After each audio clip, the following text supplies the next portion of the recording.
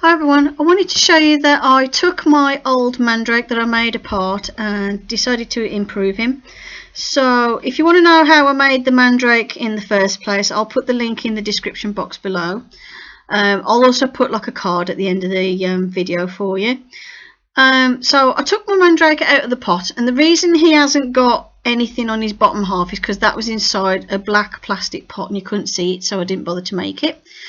So I decided that what I want to do with this, I wanted to improve him, and then I wanted to store him in a jar, and I've painted, and I'm going to paint and add texture to the jar, but leave spaces so you can see inside the jar to see his roots.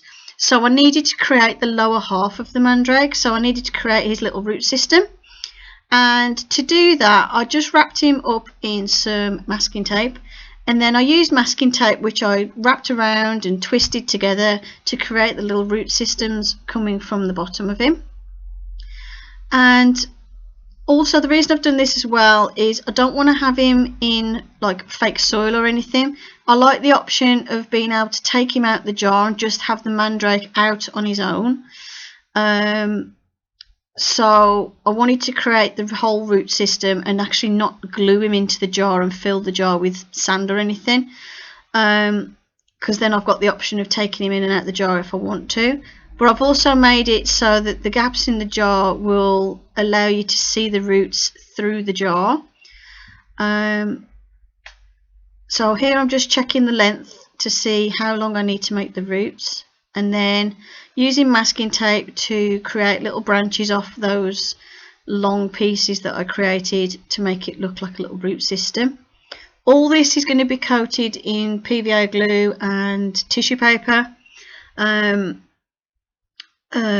layers, to make it nice and strong. But because the armature is made out of masking tape, it does mean that these little roots will remain flexible, which allows me to get it in and out of the jar without any problems and without damaging the sculpture.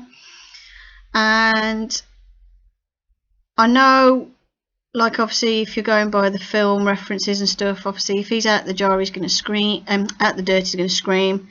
But this is my version of a mandrake, so I'm pretending that he's quite happy as long as he's sitting in a jar and his roots are covered in the jar.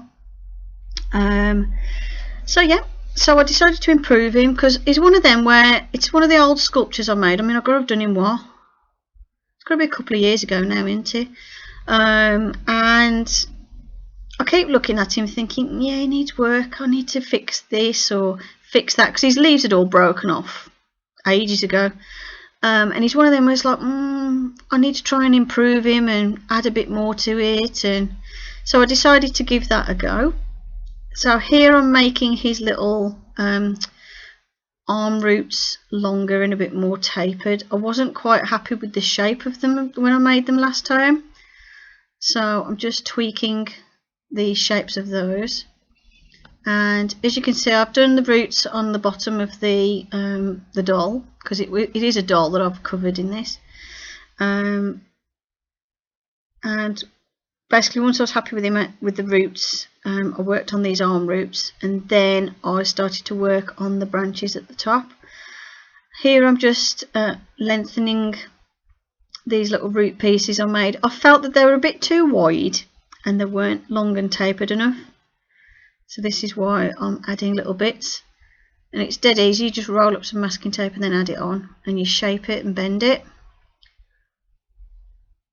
It makes it a bit awkward later on when you cover it in the tissue paper and latex, because everything bends as you're applying the glue and everything, but I do prefer using this because it's nice and easy to use. You could use foil. I've run out of foil, so I'm using masking tape. I'm just trying to use up a lot of stuff that I've got around the house. So as you can see, all I made for the top of him last time was just those 3 little sort of branch type things, and I wasn't happy with them, but I wasn't sure how I wanted to fix it at the time. So what I decided to do was add more pieces coming off the branches. So basically add more branches to improve the effect of the top. I wanted it to look more like a tree, like a little mini tree. So here I'm just rolling up some more masking tape and adding it on, and the advantage with doing this is obviously I can bend it to shape and stuff when I do the tissue paper and glue layer later. So all I'm doing is just adding extra branches to each of the thicker branches that are created at the top. And I've made sure the masking tape overlaps where the original sculpture was, so that it will attach and be seamless later on when I cover it.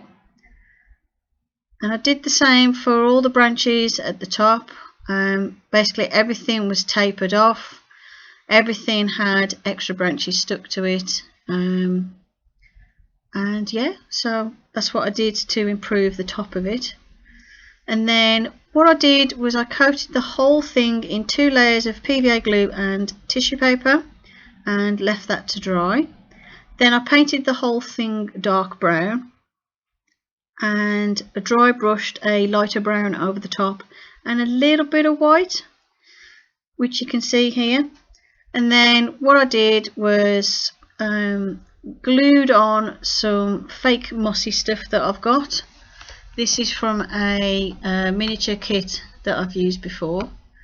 I did paint the eyes yellow and then add little black dots in the middle. I did film that, but for some reason my iPad decided to make that file disappear. But what I did was I painted the eyes yellow because the eyes were already sculpted in from before. Went around the eyes with a bit of black just to make them look like they're in more of a recess, and then put a little black dot in the centre of each eye once the yellow had dried for the pupil.